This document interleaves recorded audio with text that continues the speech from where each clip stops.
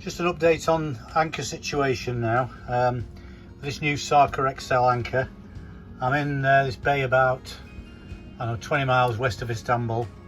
It's blowing 18 knots out there. It really is giving it some. And look, it's hardly moved, the boat. It's dug in 5 meters of water, about 25 meters of chain out, and look outside. It really is going for it out there. Actually, it's gone down to 14 knots. Bit of a lull in the wind. Yeah, well pleased with that. Welcome to the Grand Bazaar of Istanbul. It's a bit of a rabbit warren. If you stop for long enough, you just get accosted. So the secret is to stick some earphones in and keep looking straight ahead. Not stay too long. Oops. Greasy fingers from a very expensive chicken gyros. This one? So, yeah, thought I'd film that. Hello from the Princess Islands in Istanbul. This is an island called Bagazda.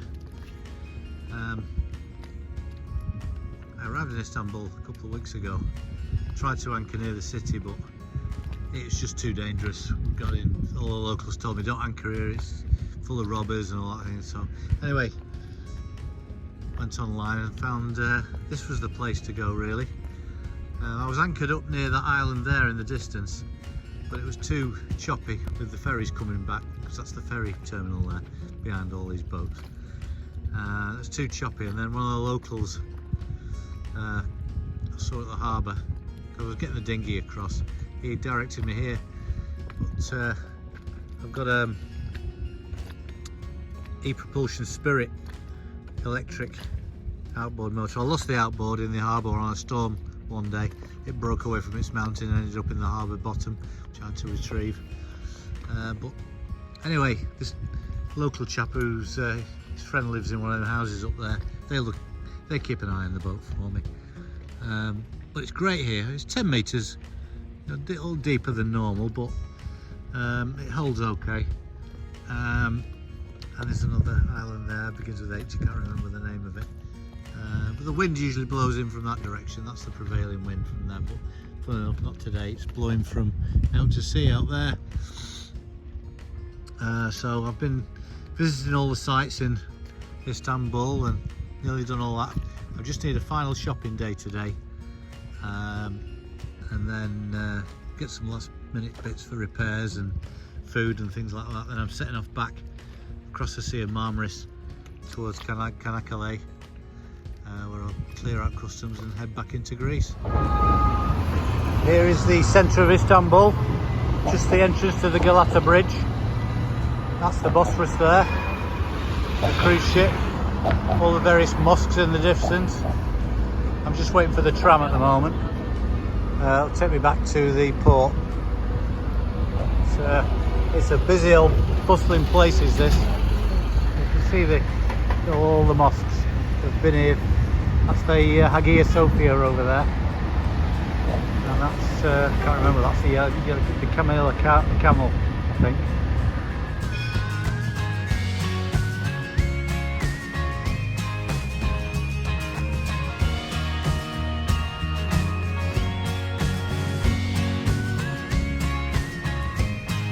Setting off from the Princess Islands early morning. It's about 7 o'clock. This is Democracy and Freedom Island, and it was opened by President Erdogan 3 years ago as a tourist spot. But I fancy berthing here actually, but I'm not sure whether we're allowed to. Key there, so maybe I could, but anyway, I've got to get moving. Oh well, onwards towards Marmara. Okay, I'm just on the passage from Princess Islands, Istanbul, back to the island of Marmara, where I've been before Port Marmara. It's on a previous video. It's the Marble Island where they make all the marble, but I'm going into the port on the north side this time. just for an overnight stopover. But I set off at 6 this morning, well 6:15 this morning. I've only just switched the engine off. And it's what, 3:45 in the afternoon. There's been no wind, and it was windy. Said I was going to have 16 knots all day. You just can't rely on it sometimes. But anyway, I've got what have I got? I've got 8 knots on the beam. It says 0.7 there, but down there it's saying 3 knots. It's just nice not to have the engine on. It's just the sound of the waves that are lapping against the boat and the creaking of the autopilot. I've got full sails up, a full main and a full gent Yankee. I got it repaired. It cost me 150 quid, including me windlass cover, which I kept ripping. That's been repaired as well. So I'm right in the middle of the traffic separation zone, so I've got to keep my eyes peeled. But it's very quiet today, not many tankers at all. There's a few earlier, but the cargo freight is very quiet, which is good. So yeah, I've got land that side, I've got land over there. You can't see it on the video, but it is there. So I'm halfway across the sea in Marmaris. Should be there about midnight tonight. Drop the anchor and get my head down and off again towards Çanakkale, but I don't know if I'll make Çanakkale. I'll try, but I'm not sure what the wind's going to do tomorrow. So a couple of new additions that you might not have seen before. First of all, I know it's all covered up, but this is my electric outboard. I've got the tiller covered up because there's electronics behind here with an LCD, and if with LCDs, if you expose them too much to the sun, they tend to crack and fade. So I've got it all covered up with my old covers. I've got the prop covered up as well. And this is me, I don't know if I mentioned this before, this is my Starlink antenna, which is not in use at the moment because I can't use it in Turkey. I'm not allowed the use of it. So as soon as I get into Greece, which should be next week, I might fire it up and see if it works. But £85 a month, I'm not sure whether I can do that. I can get just a good signal with mobile data, to be honest. And I've got a data plan with O2 till March, and it's unlimited in Europe, so I might just stick with that, but we'll see how it goes. Right, that'll do for now. Welcome to the island of Marmara again.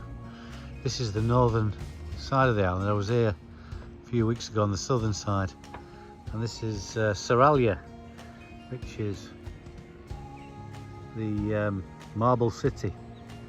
This is where most of the marble in the Mediterranean has been mined going through the centuries. It started in the Roman times, but crikey, you can see how much mining goes on here. All that has been carved out. It's all marble up there. Anyway, I arrived here last night. It was a rough crossing, which I knew it would be. A couple of boats in the bay, but it's a bit exposed, rolling a bit. But I didn't get. It was all right. Sleep was all right. But yeah, I've got to press on again to towards the Dardanelles, Çanakkale as I call it. Get some fuel, clear customs, and out we go. But still got a fair bit of motoring to do. I might be able to get the sails up again today. There's a bit of wind, not much, but might be able to get there. Well, one good thing about going stern to against the wind is, or about to with the wind behind me, get a nice breeze coming through here. So I should be able to. I slept on deck last night, so I should be all right sleeping down here again, or a bit more comfortable. But I haven't got a temperature gauge in here, so I don't know how hot it gets, but make do in the dive watch, because I'll press the dive watch and there you go, in the bottom right hand corner, 29 degrees. So not like making do, is it? Well, it's 7 o'clock in the morning. I've just left Çanakkale, cleared customs yesterday afternoon, and so I'm off my way down, heading west towards Greece. Interesting is the wind's behind, and 7.5 knots at 2,000 revs, which you think, hang on, what's going on here? And of course, it's just this massive current going down the Bosphorus,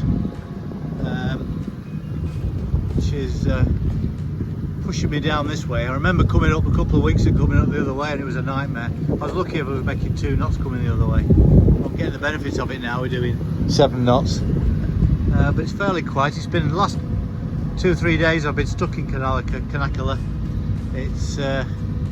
It's been windy, you know, no more than I'm used to, but 20 knots.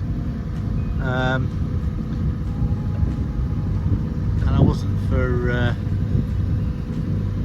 out at sea further that way. It was really it was doing 30 knots out there, so I didn't really fancy that. So I thought I'd hang back a bit. So when I get further out to sea, I'm just getting the sails ready now, halfway through it. And then it's going to be about 20 knots when I get to open sea to get me to the next island. There's a little island called Gotchida, which is about 9 hours away. So I'm going to anchor up there for the night and then press on towards the next Greek island, Limnos, clear customs in Greece, and then start the massive downwind sail, which is going to be hectic for the next 3 days. Heading down towards Athens. I'm going to call it Skiros on the way down, but it's going to be hectic. Morning. Just on the passage from Gotchida to Limnos. It's a bit hairy out there. It's on a broad reach, so it's coming from the direction that I'm pointing the camera now, the wind. And I'm doing 23 knots. It says boat speed 4 knots on this thing, but it's doing about 5. Yeah, it's definitely rough out there. Anyway, it should be there in about 3-4 hours. Just hang on for grim death, I think. Welcome to the port of MYRINA on the island of Limnos. This is the first major Greek port from Istanbul we come to. I've stayed at Gotchida, which is a Turkish island, but the wind was really belting along at 20 knots.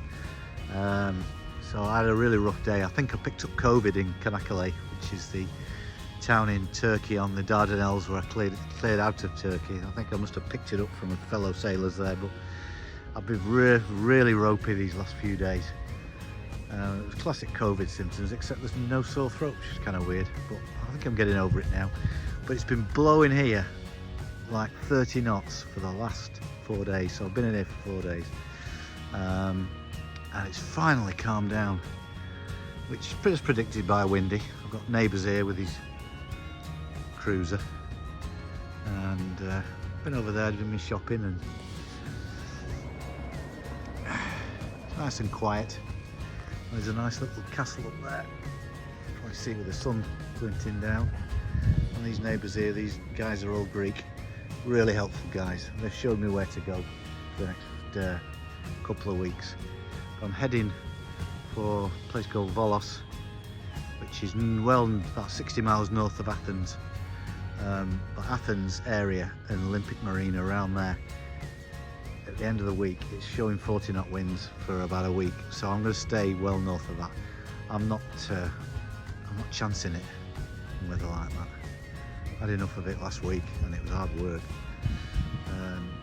So yeah, I put a chain over the anchor guide, the bowsprit thingy, because when it gets rough, the anchors just tend to jump. I don't want that jumping out of there, otherwise it could be a little disastrous. But you can tell you're in Greek water. It's nice and clear. Turkish water, I don't know what it is about the Turkish water, it's always cloudy. In Greece it's always clear.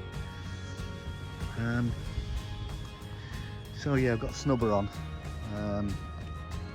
because I'm stern to on the anchor, and it just releases the pressure on the old windlass. I got my windlass repaired. Look, all this was all ripped, so while I was in Istanbul I got all that repaired. Some more boxed away, and it's the first time the wind vane's been silent for 4 days. So hopefully tomorrow will be about between 11 and 20 knots. It's forecast for on a dead run, so which is behind me. So which will be good. There is a small island.